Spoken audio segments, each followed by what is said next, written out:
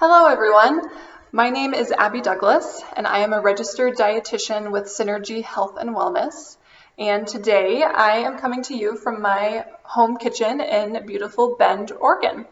So with Synergy we are putting together what we're calling our Pantry Pop-Up Series.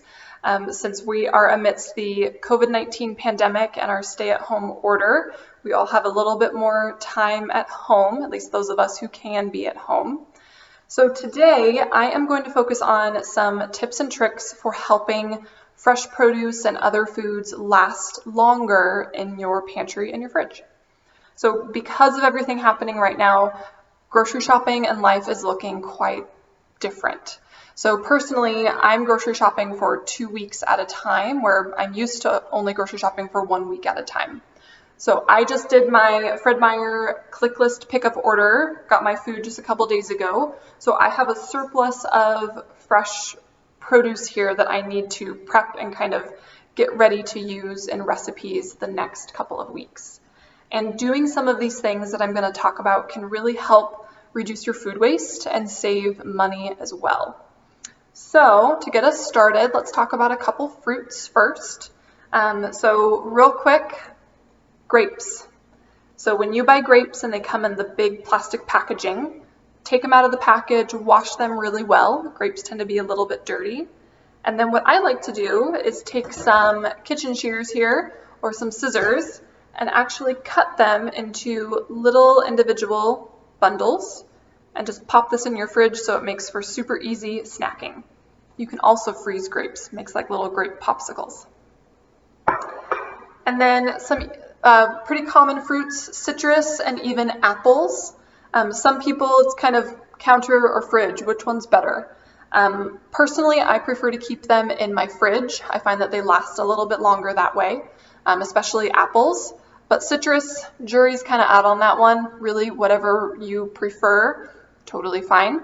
But I personally keep it in my fridge. So more challenging one is fresh berries. So I have an empty container of raspberries here because we ate these already. Fresh raspberries, most people know they don't last very long, hardly at all. So if you're buying raspberries or blueberries, keep them in the clamshell packaging that it tends to come in until you're ready to use it. So don't pre-wash any of it because that introduces too much moisture. But these little packages, they always have these little papers in the bottom, and that helps to absorb moisture. And some of them are also designed to absorb ethylene gas. And ethylene gas is produced by many different fruits and vegetables like apples and potatoes. And that increases the speed of ripening and can spoil things like berries really quickly. Or say it's summertime and you've gone to Hood River and you've picked a bunch of wonderful fresh berries and you need to freeze them. It's best not to put them in a giant bag altogether and freeze it just like that, or else you're going to have this giant clump of berries that you can't do much with. So it takes a little bit more work, but it is worth it. Wash your berries, lay them out on a cookie sheet to dry, and then pop them in the freezer in a single layer on the cookie sheet. Once they're frozen, then you put them in your airtight container or bag to store in the freezer that way. So then they're individual little berries, not all clumped together. So moving on to the vegetables. One of the more challenging vegetables that I have a hard time with going bad in my fridge is actually fresh broccoli.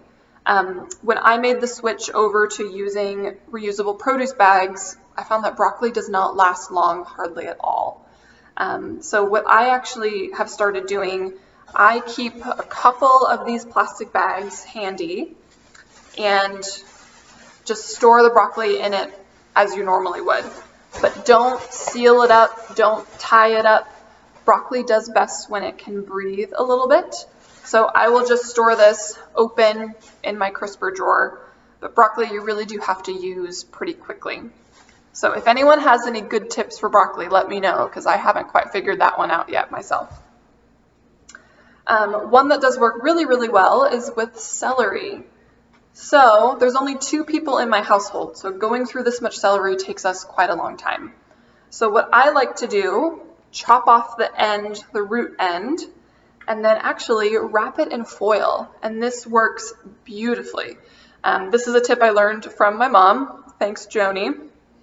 So you just take tin foil,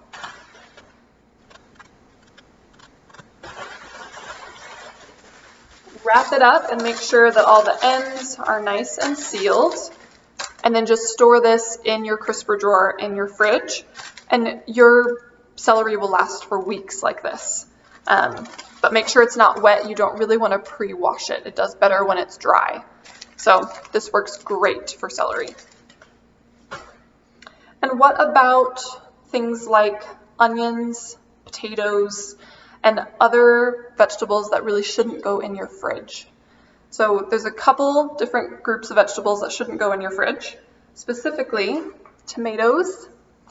Keep these guys on your counter, whether in a little package like this or just loose on your counter.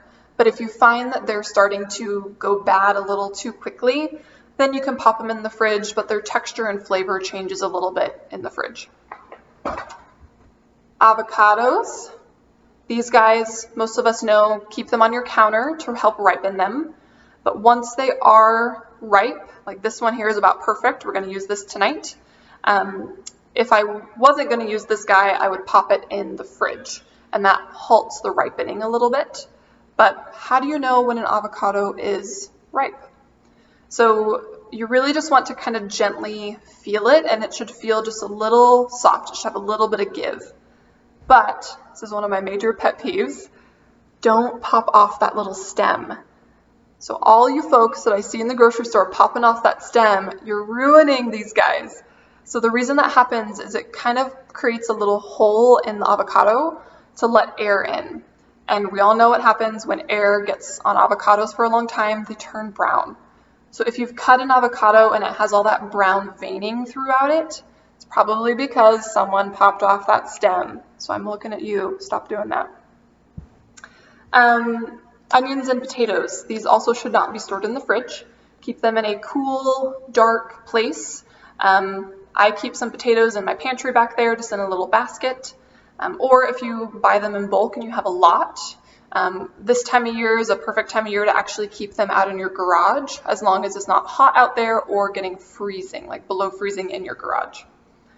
But I rarely use a whole onion in a recipe, so a cut onion, you do want to keep that in the fridge. So I actually have these really handy little silicone, they're actually can covers, but I use mine to cover cuts of onion. So I always have one of these little guys in my fridge. Or you can just put it in an airtight container, a bag, something like that. You can also dice up onion, put it in a container, and pop it in the fridge, or sorry, the freezer. That works really well. What about fresh herbs? Fresh herbs can be a little tricky sometimes. Say, for example, cilantro here. If you left your cilantro in this bag in the fridge for multiple days, we've all seen it. It will get wet and slimy, and your cilantro will be ruined. So try not to keep your cilantro in a bag like that for a long time in your fridge. What actually works best is to treat it almost like you would fresh cut flowers. So take off any packaging. We don't want it to be super tightly wrapped together like that. And if the stems are super long, chop them off and pick out anything that doesn't look super great or looks a little slimy already.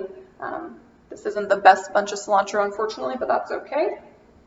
And then take any kind of cup, whatever you have, put a little bit of water in the bottom, and pop your cilantro in there and store this in the fridge. Some people say that it's helpful to cover it with a plastic bag. I haven't found that to be super helpful, but if you do, that's totally fine. But if you don't have the space in your fridge to have this just chillin', what can be helpful is to actually wrap it in a damp paper towel. So I have a bunch of fresh mint that came in this little clamshell packaging.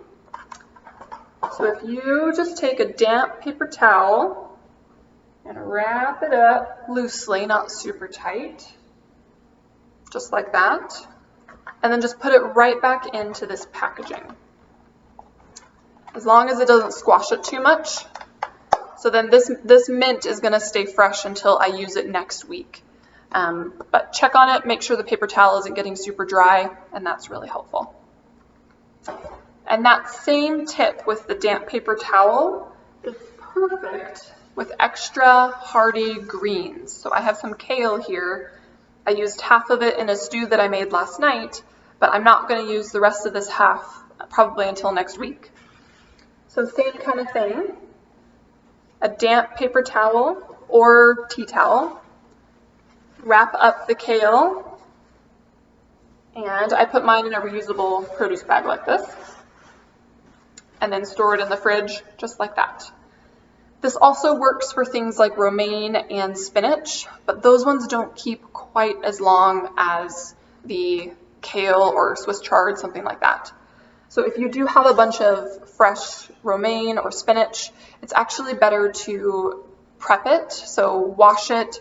If you have a salad spinner, that's great. Gets all the moisture off, but you want it to be dry. And then put it in a resealable container to help keep it fresh that way. But greens can be a little tricky. So things like kale are great for this time because they last a lot longer than something like spinach. One more vegetable to talk about is mushrooms. When you go to the grocery store and you see mushrooms in the plastic containers with the cellophane plastic wrap over top, try not to buy it that way if possible. Those are, they don't last more than a couple days in your fridge. They get all slimy and weird. It's best to buy your mushrooms in bulk. Use the little brown paper bag that it comes with, and your mushrooms will last like this for a week or more. This allows the mushroom to breathe. They're not going to get soggy or anything. So this works super, super well, and just store this in your fridge. So I believe that is all that I have for fresh produce, but I have a couple other things going on in my fridge that I want to show you.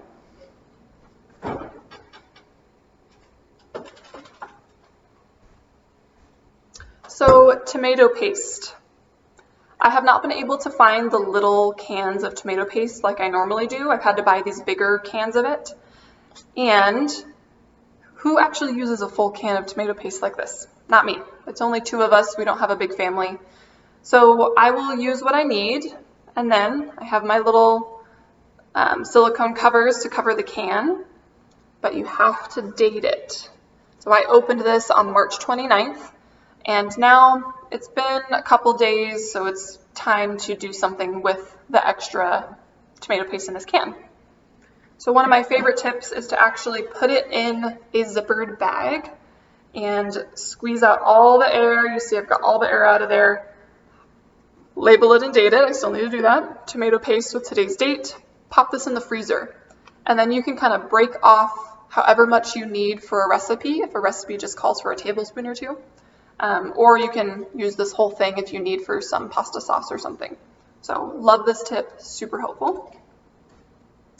Another super helpful tip is with bread. If you have bought multiple loaves of bread or if you've even baked your own bread, it's helpful to slice it up, put it in a bag or a container like this, and then pop it in the freezer. Because fresh bread does not last very long.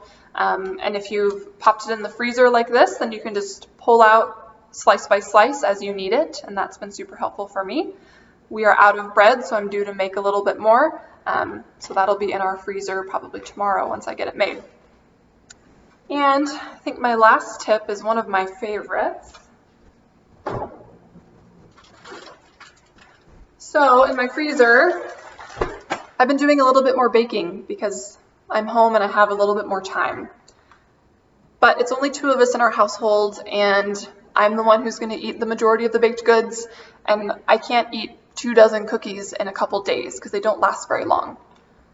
So get your cookie dough, shape your cookie dough balls like this, and freeze it, either in a bag or a container. And then tonight after dinner, I'm going to pull out just 4 little cookie dough balls, bake them off, and then we have perfect dessert, and you can have fresh baked cookies every night. So And this is super awesome for traveling too. I know we're not doing much of that right now, but this winter I stayed in a cabin with some friends and I made multiple different types of cookie dough and brought it all frozen. So we had fresh baked cookies every night. We would just make 4 of them and it was perfect. So love this tip. Fresh baked cookies whenever you want. Alrighty, so that's it for today. So stay tuned for more pantry pop-up videos that we may have coming out. And stay home if you can, stay safe, and keep cooking. So if you have any questions or concerns, or if you have any other tips that you find to be more helpful than what I shared today, let us know in the comments. We'd love to hear from you. So have a great rest of your day, and I hope you all take care.